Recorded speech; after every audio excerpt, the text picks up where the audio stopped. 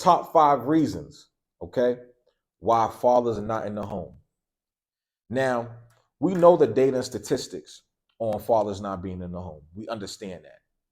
But it's not always the what. Okay, everybody can argue about the what. What we need to talk about is the why, because the why is always the source, is always the root of the problem. Now, I have 5 top reasons, and these reasons I came up with by going to barbershops, truck stops, what I'm saying, places where, men are together and we have these conversations about this all the time. And I could say I have people around me, what I'm saying, that's well experienced in this, and I talked about it with them before I did this video, and I had to ask them because I want to know, like, why do you think it is? Like, why do you think fathers are not in the home? For years we always heard, the woman's side of the story, how he's a deadbeat, he ain't worth nothing, he ain't working and he ain't taking care of his child. Like we heard all those stories. We heard those stories for over 50 something years, right? So I want to hear the man's side of it, because not only I'm a father and a good father at that, who is an active father, I also am around other fathers who are active. And I'm also around fathers who are not active, but it's not by their choice. And that's what we're going to talk about. Okay.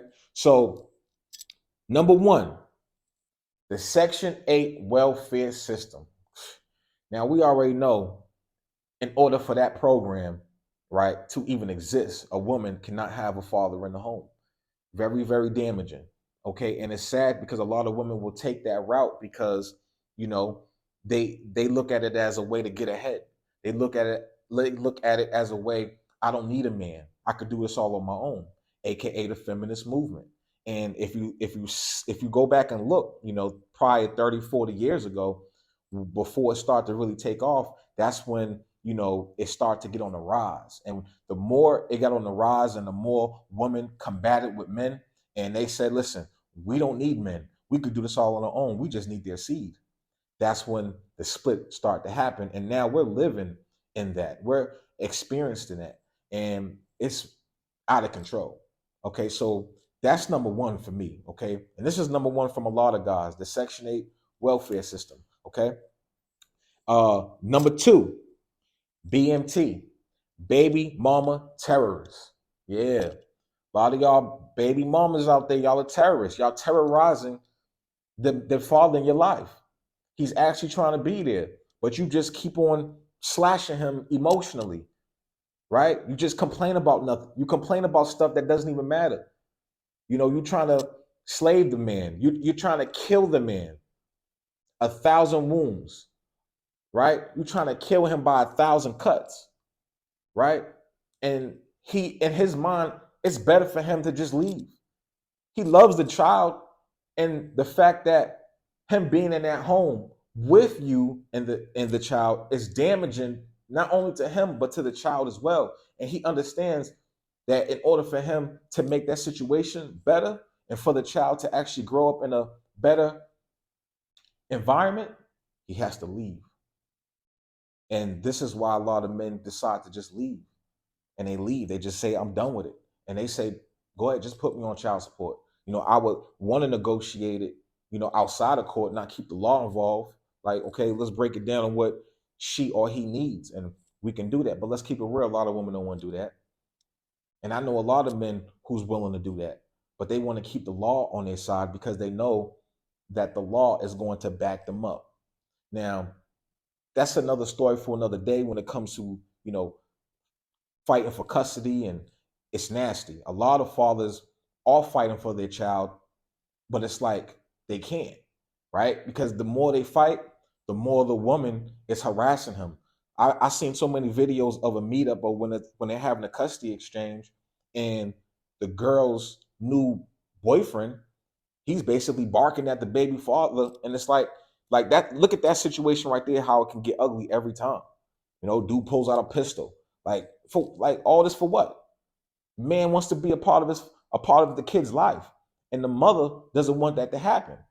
So she ends up terrorizing the situation, right? And this is where it's called the BMT, baby mama terrorist. That's number 2. Okay. And a lot of you ladies, y'all need to stop that. You know what I'm saying? You see him trying to be an active father, especially if you have a son. Like, why wouldn't you want this your son to be with the father? He can actually raise him to be a king someday, way more better than you can ever could. Right? So it's like that would make more sense to do that. But you guys are so stuck in your ways and feeling like you want to play the victim. Like, oh, I'm a single mother. It's like you want to be that. That's what it sounds like. Today, that's what it sounds like. And it's like, do you really want what's best for your child? Or do you really want what's best for you? Because to be honest with you, the one who's truly being damaged is the child. Statistics say that when kids are raised in a two-family household, they end up in better schools, right? They end up being productive citizens in the world. They end up doing right. I'm not saying that there's some out there that does wrong. Of course, we know that. But I'm saying statistically, the majority of two-family households always going to be the best. But y'all don't want that to happen because you are stuck in your ways and you don't want to see the child's father live a good life, and you don't want to see the child's father prosper, and you don't want the child to be with that father because all in hell, that it'll improve the child as well. Which leads to me thinking, you hate the father more than you love the child. Shout out to CGA, man, because that's some real stuff right there. A lot of these ladies out here, a lot of you mothers out here, y'all hate the baby father more than you love the child. And we see it every day. Get that in order. But to me, that's number two. Okay. Number three, unintentional pregnancy. Okay. This is a big one. It wasn't intended. He didn't intend to get you pregnant. Meaning it might have been a one night stand, might have been, y'all was, doing it unprotected, right? Not even thinking about the consequences of having a child, right? But he didn't intend for that to happen. Y'all had discussions about it. He talked about it. He said, listen, I'm not ready to be a father, right? That's not my goal. That's not my life. I'm young. I'm still trying to figure my way out. He told you about this. And you still, right? And you lied to him, right? A lot of you ladies lied. This is why I say unintentional, because on the lady side too, you told him you on birth control. You told him you taking preventative actions. You told him. And to be honest with you, you ladies, y'all have the access of giving anybody sex.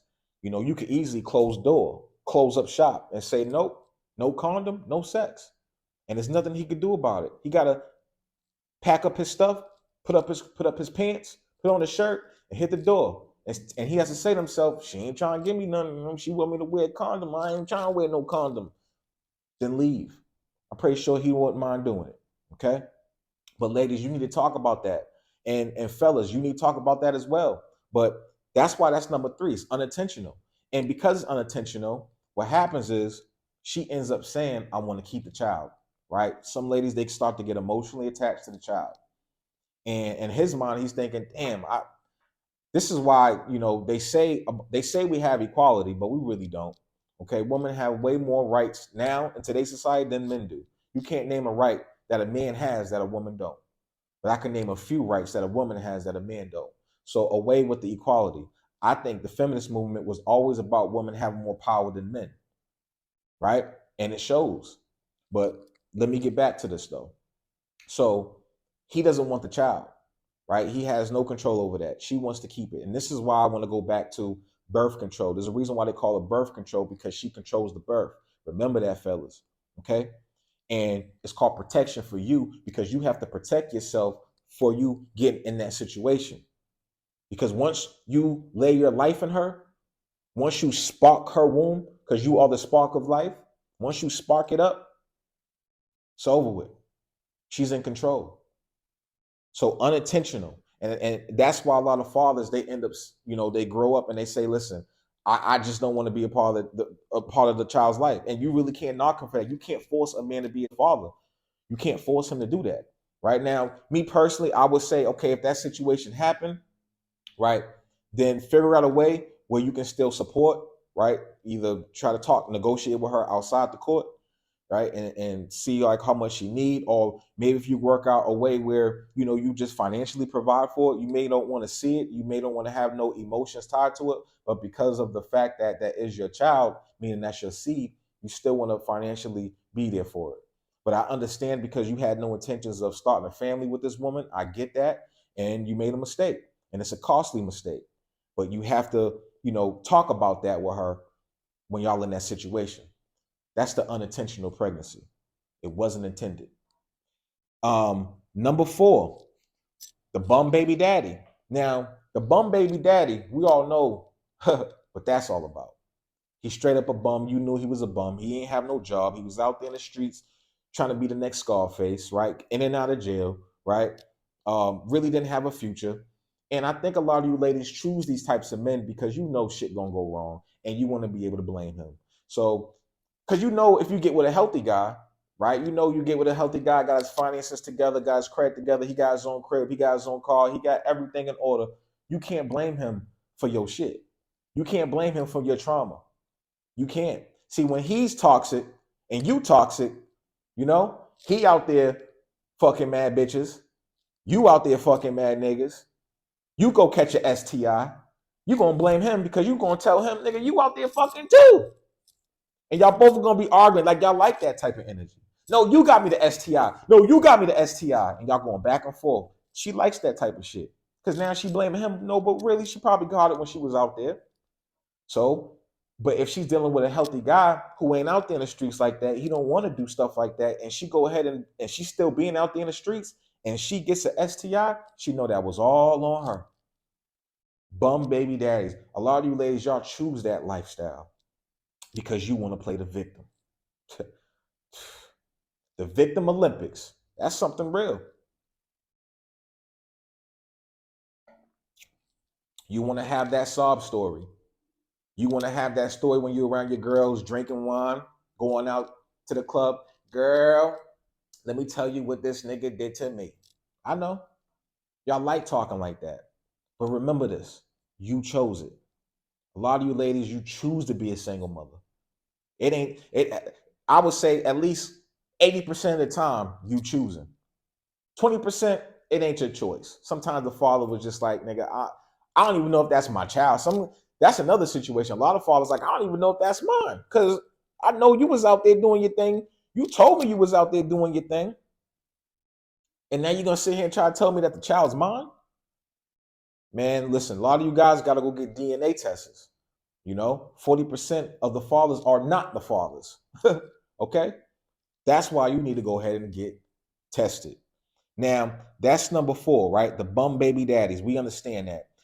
Number 5, generational single motherhood. Yes, this is an evolving thing. Her mother was a single mother. Her mother's mother was a single mother. A lot of you fellas need to look at this. Okay, you need to look there and say, okay, she is a single mom.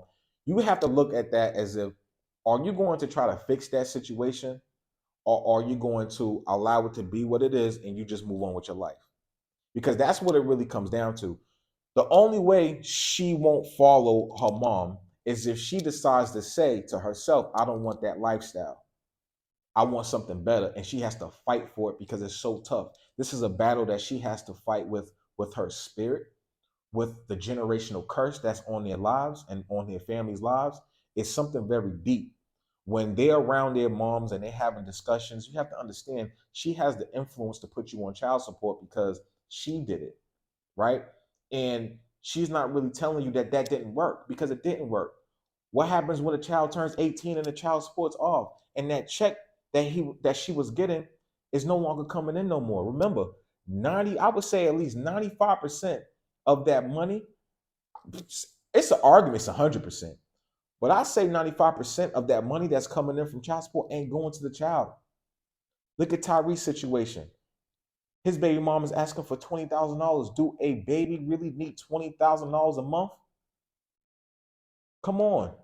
It's amazing to me how these millionaires are having the same problems that us average people have, which also goes to show you distinctive similarities.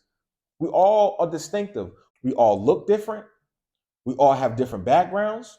We all have different financial levels, right? But what makes us similar is our problems. What makes us similar is the choices we make. Distinctive similarities. You ladies know damn well you don't need $20,000 a month. Now, to my average guys out here, they're paying $3,000, $4,000 a month. Why do a woman need $3,000, $4,000 a month? You know that I think that the court system, and this is why a lot of us guys need to come together and talk about this type of stuff. Because as long as we don't have these type of discussions, there's still going to be laws made that's going to fight you, and when women are going to take advantage of that. A lot of you guys don't like talking about it because you like to feel like you're better than the next man.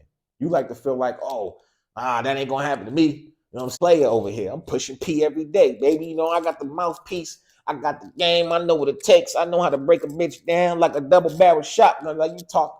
So you don't really think that that can happen to you until it happens to you, right? And now you got nobody to back you up because all you did was compare yourself to the next man and say that ain't gonna happen to me until it happens to you. But women don't have that problem. Women will come together. They form together. The single motherhood forms together.